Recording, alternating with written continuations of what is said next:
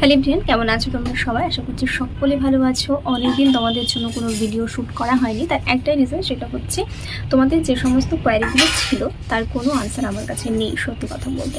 কারণ তোমরা বেশিরভাগ যে কোয়েশ্চেনগুলো আমাকে করছো যে 2025-এ এনএমদের যে জয়েনিং হওয়ার কথা ছিল সেটা এখনও পর্যন্ত হচ্ছে না কেন, বা কবে হতে পারে, এত লেট হচ্ছে কেন, এটসেট্রা এটসেট্রা।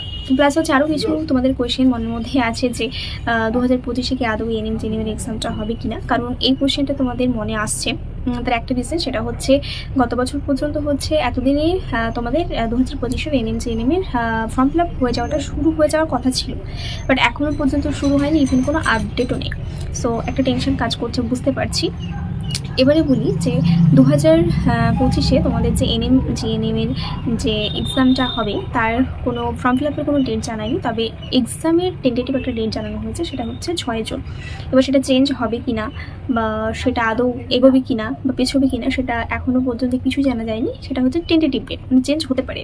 আর ফর্ম ফিল আপটা কবে শুরু হবে সেটা হচ্ছে জানিয়ে দেবে, আশা করছি অতি শীঘ্রই। তো হতে পারে যে মার্চ থেকে এপ্রিলের মধ্যে ফর্ম ফিল আপটা শুরু হতে পারে, এখন তো মার্চই চলছে সেটা। আর যেটা তোমাদের কোয়েশ্চেন সেটা হচ্ছে যে 2000 যারা 22-24-এ ব্যাচ ছিল, যারা বেরিয়েছো তোমরা অক্টোবরের 31 অক্টোবর তোমরা বেরিয়েছো, তো অনেক দিন হলো, মানে এদিকে 4 মাস 5 মাস হতে চলছে প্রায়। তো তবুও কিন্তু তোমাদের কোনো আপডেট নেই। সত্যি কথা বলতে আমাদের কাছে কোনো আপডেট নেই, স্বাভাবিক এটা টেনশন কাজ করছে। কারণ আমাদের যখন ব্যাচটা বেরিয়েছিল আমরা মোটামুটি ওই 1.5 মাসের মাথায় গিয়ে আমাদের জয়েনিং অর্ডারটা পেয়েছিলাম।